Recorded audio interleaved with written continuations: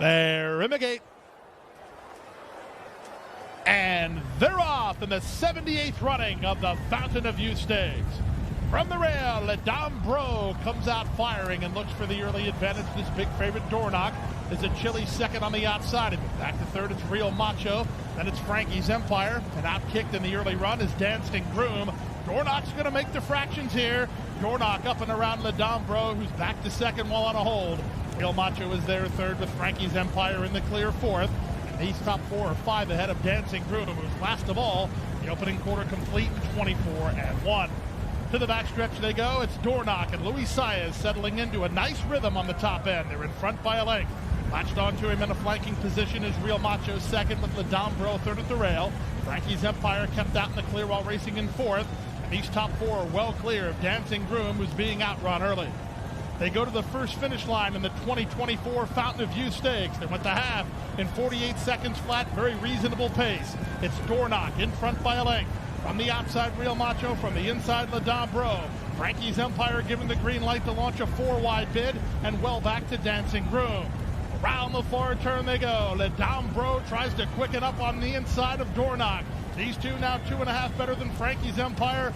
Real Macho puts the cue in the rack as they run to the top of the stretch. It's a confident Luis Saez on big favorite Dornoch. He's inside a quarter of a mile from home and in front. Dornoch fighting as hard as he can, trying to stick with him. 3 back to Frankie's Empire, and they're at the top of the stretch. It's Dornoch asked to finish the job. At the inside, Dornoch running his heart out, but he's back to second as Dornoch is too much horse. Dornoch clear with a 16th to go. The Fountain of Youth Stakes goes to Dornoch. Dornoch passes the seasonal debut test and wins. Close for second, Dornoch or Frankie's Empire. Real Macho is fourth in 1:43 and 3. It's your favorite, Dornoch, taking the Coolmore Fountain of Youth. Well, that's what he's supposed to do. I mean, look, Dornoch challenged him for just a little bit for an 1/8 of a mile, made the pace halfway honest. It was still an easy first half of the race. He edged away. He worked harder than I thought he would have to work to win. But he still gets the 50 points, and he gets another win. He's still so immature. He just plays around. I mean, you said 143 and 3 and looked at me, and I shook my head. Yeah. On this racetrack today, what we've seen so far, 143.64 is not Kentucky Derby favorite material at all.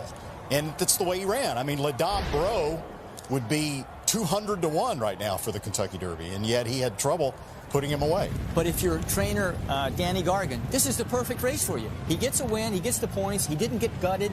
You know, he didn't have a tremendously hard race because the competition wasn't hard enough to make him run all out. Gets a little bit of a blow out of it, and he improves for the next race.